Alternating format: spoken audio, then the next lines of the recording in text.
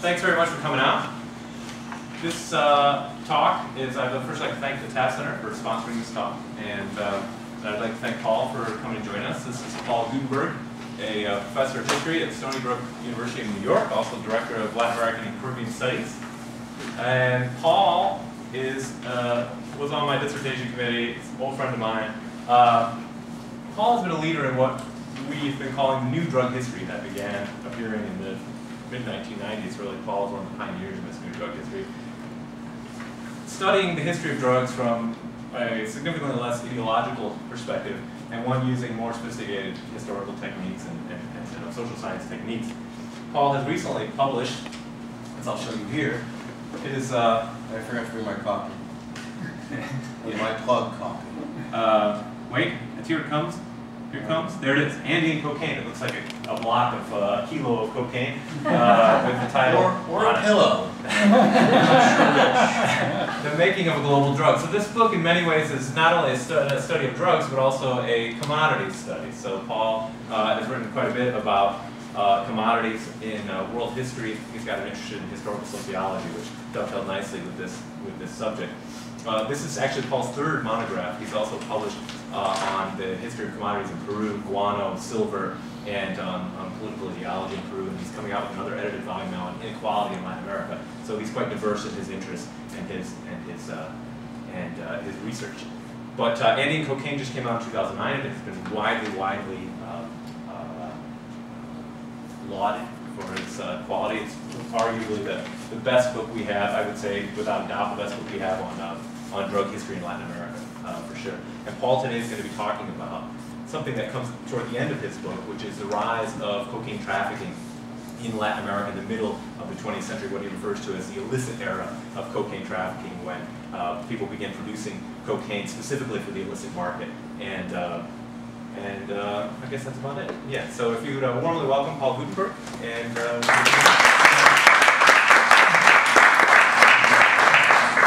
I guess after all that introduction, I don't really have to go out for a brazen plug for my book. So, which was one of my main reasons for coming out. I'm thinking of this as my kind of cocaine tour 2009, sort of shades of Aerosmith 77. You can remember back that far. Anyway, yeah, so like Isak said, today what I'm going to talk to you about are the founders of the modern cocaine trades after World War II, who were the precursors to the infamous Colombian cartels after the 1970s. So what I sometimes and jokingly refer to as the pre-Colombian era of drug trafficking in America. I think that was the title of the talk today. Now I should say, by way of introduction, building a little bit on what Isak said, is that this unknown chapter in the history of cocaine from the 1940s to the 1970s is just one episodic link in a much larger canvas of my recently published book, Andean Cocaine, The Making of a Global Drug, UNC Press, 2008, and I forgot the ISBN number, but I'm sure you can find it on Amazon or whatever. I'm always happy to give talks about this because it took me so long to write that book, and it's such a relief to say that it's out there and done. Anyway, the book itself analyzes cocaine's long birthing as a global commodity through three major processes. First, cocaine's construction as a heroic 19th century medical commodity. Second, cocaine's early 20th century fall from political and legal grace. And finally, and what I'm going to talk about here today, cocaine's resurrection as the defining Andean illicit or otherwise commodity of the late 20th century.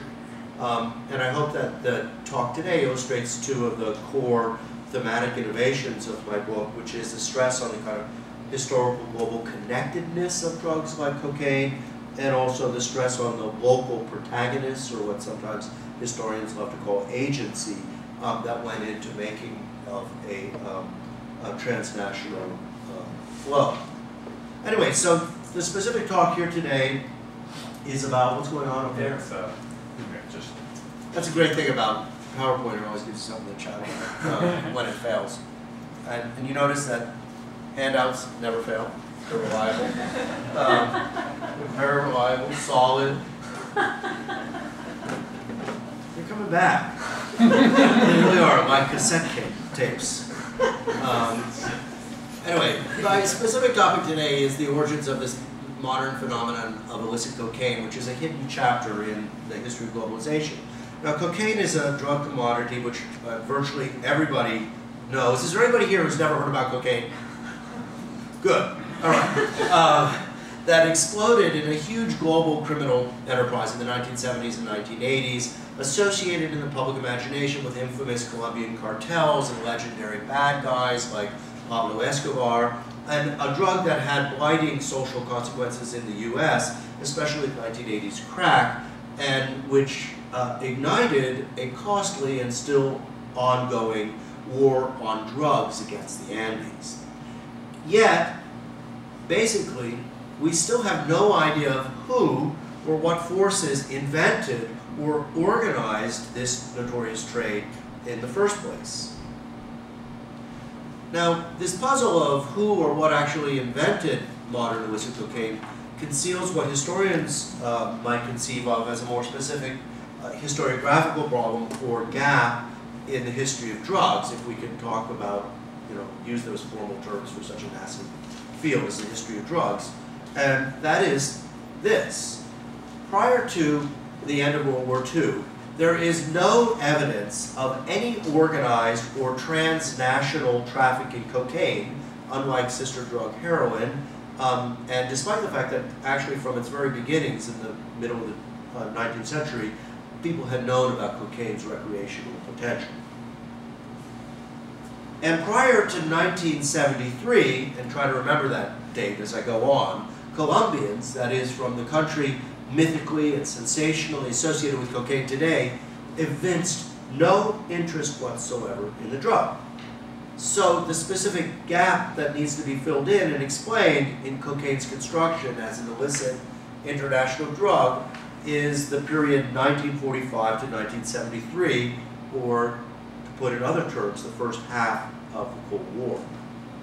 And a period, to give you kind of a sneak preview, when a new class of traffickers was born, composed of hundreds, maybe thousands of anonymous, small-time Peruvians, Bolivians, compatriots from Chile, Cuba, and across the Americas, actors who came together to build new corridors of drugs north that, for the first time, systematically linked the coca peasants of the Andes through chemists and smugglers to these newfangled cocaine users in the United States. And these were groups that I discovered and tried to make sense of from hundreds of declassified documents liberated from the DEA in the course of writing that new global history of Andean cocaine that we were trying to plug earlier.